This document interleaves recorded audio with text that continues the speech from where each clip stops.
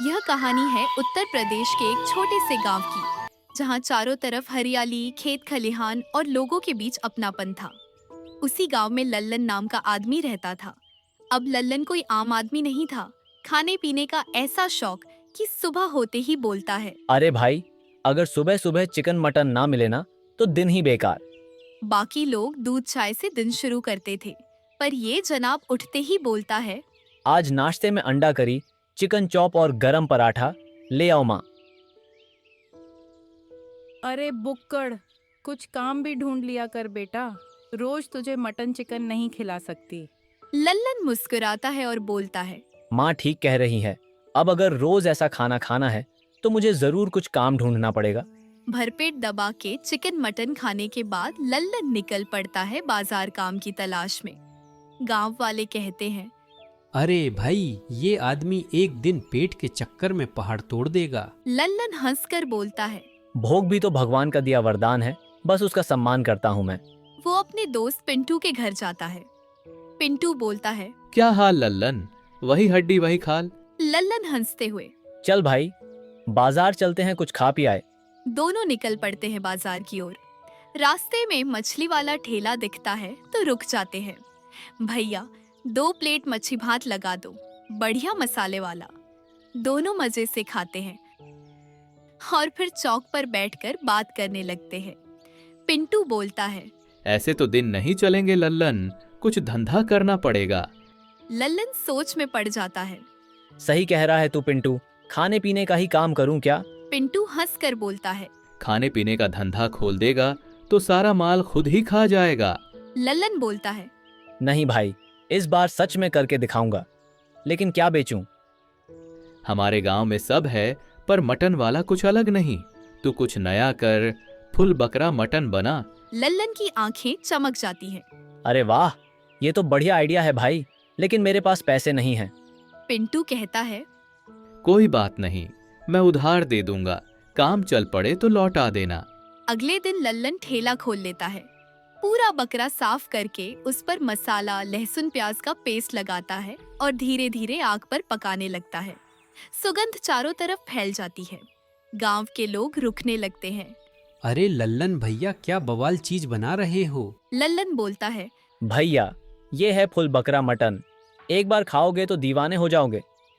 पहले ही दिन इतनी भीड़ लग जाती है कि ठेला खाली। किसी ने लेग पीस मांगा, किसी ने सीना, किसी ने पाया। रात को घर जाकर माँ को बोलता है। माँ, आज तो पूरा ठेला खाली हो गया, बहुत कमाई हुई। कुछ ही दिनों में फुल मटन वाला लल्लन पूरे जिले में मशहूर हो गया। पर अब लल्लन बदल गया था। जो पहले सबको हंसकर भाई बोलता था, अब कहता है। पहले पैसे दो, फिर मटन लो। लोग हंसते थे, पर कुछ नाराज भी थे, खासकर पिंटू, जिसने उधार पैसे दिए थे। वो कहता है। थोड़ा प्यार से पेश आ, तेरे काम में मिठास रहेगी। लल्लन अकड़ में बोलता है। अब मैं कोई छोटा दुकानदार नहीं, फुल मटन वाला बादशाह हूँ। पिंटू चुपचाप चला जाता है। कुछ दिन बाद एक बुजुर्ग रामझोर बाबा उसके ठेले पर आते हैं। बेटा, मुझे एक प्लेट फुल मटन देना, पर बिना मिर्च के। लल्लन हंसकर बोलता है। बिना मिर्च वाला मटन बाबा फीका लगेगा। बाबा मुस्कुराते हैं। असली स्वाद तब होता है जब जुबान नहीं, दिल संतुष्ट हो। लल्लन हैरान होता है, पर मटन बना देता है। बाबा खाते हैं और बोलते हैं। स्वाद तो है, पर तेरा मन अब वैसा नहीं रहा। इतना कहकर बाबा चले जाते हैं। उस दिन के बाद अजीब चीजें होने लगती हैं। कभी मसाला बिगड़ जाता, कभी मटन जल जाता। ग्राहक बोलते हैं, पहले जैसा स्वाद नहीं रहा भाई। धीरे धीरे ठेला सूना पड़ जाता है। लल्लन परेशान होकर सोचता है। शायद सच में मैंने खाने में प्यार छोड़ दिया। अगले दिन सुबह सुबह मंदिर जाता है। हे भगवान, अगर मौका मिला तो अब मैं सिर्फ स्वाद नहीं, खुशी भी बांटूंगा। वो लौटकर ठेला साफ करता है और दिल से मटन बनाता है। पहले ग्राहक को बोलता है। भाई, आज से मैं अपने पहले ग्राहक को मुफ्त में खाना खिलाऊंगा। धीरे धीरे लोगों को फिर वही पुराना स्वाद आने लगता है। अब लल्लन रोज कुछ गरीबों और बच्चों को मुफ्त मटन खिलाता है। एक दिन पिंटू आता है। अब तो ठेला सही चल रहा है लल्लन, पहले जैसी मिठास वापस आ गई। लल्लन हंसकर बोलता है। भाई पिंटू, मुझे माफ कर दे, मैं घमंड में अंधा हो गया था। दोनों हंसते हैं और साथ बैठकर मटन खाते हैं। इसी बीच फिर वही बाबा आते हैं।